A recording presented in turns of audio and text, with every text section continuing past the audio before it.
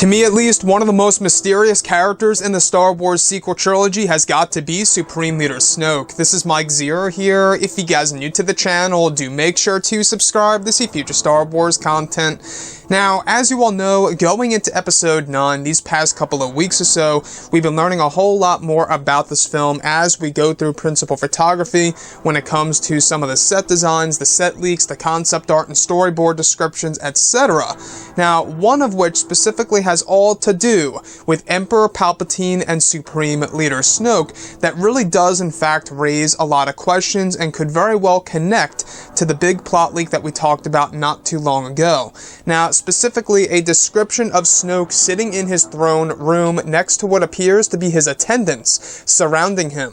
In front of Snoke is a life-size hologram of Emperor Palpatine that is neither transparent nor blue. This appears to be as if Palpatine is alive but is not.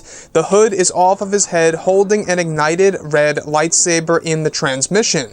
The next goes over Palpatine revealing a diagram of an underground base to Snoke on an unknown world, as well as a hologram of a vault full of Sith relics. This may be a flashback or a moment in which Snoke has returned. It's very unclear. The hologram fades in a static fashion as Snoke turns the hologram off.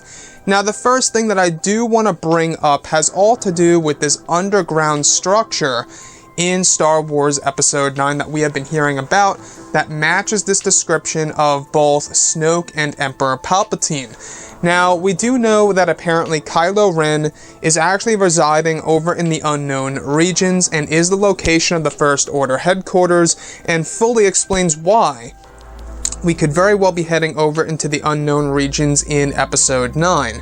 Also, Snoke has been in the unknown regions before to discover the truth of the Force and is the location in which the Supremacy ship was built and hidden from the Republic and the Resistance themselves. So, looking at everything that has been happening here between both Snoke and Emperor Palpatine, it seems as so that Snoke does own a lot of lore that connects to Emperor Palpatine, a lot of those messages that Emperor Palpatine sent off before his death. Now, you guys may witness this in Battlefront 2, the contingency plan, and all of the different messages that Emperor Palpatine set out and sent out. So, looking at everything here involving Episode 9, it seems as so that Emperor Palpatine may very well have a true part of the overall plot in Episode 9.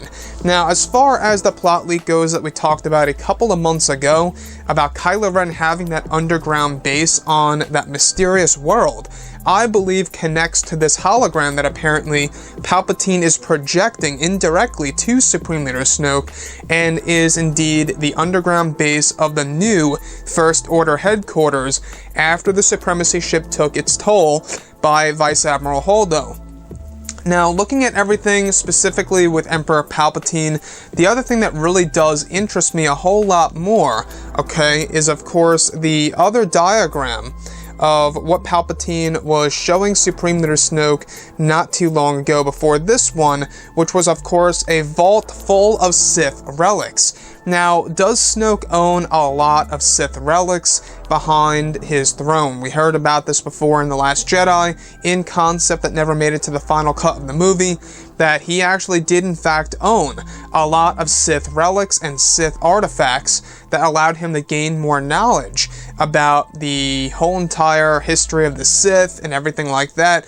And we do know that Snoke is an ancient being. We're not quite sure exactly of his species. He's just as mysterious as Yoda in my opinion, right? So, looking at everything for the character of Snoke and Emperor Palpatine, I think that there's a lot to be said there, and that there's a lot to be discovered between the two.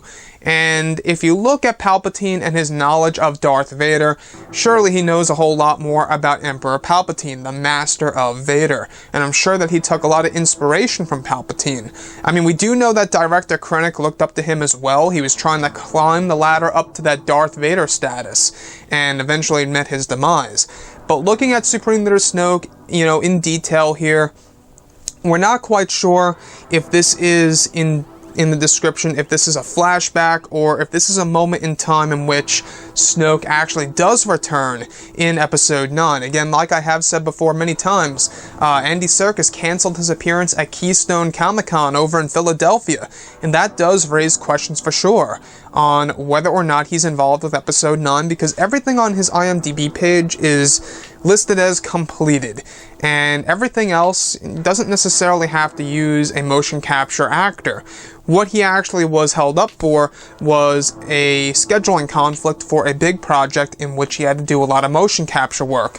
That to me sounds like Supreme Leader Snoke, but who knows, we'll have to wait and see.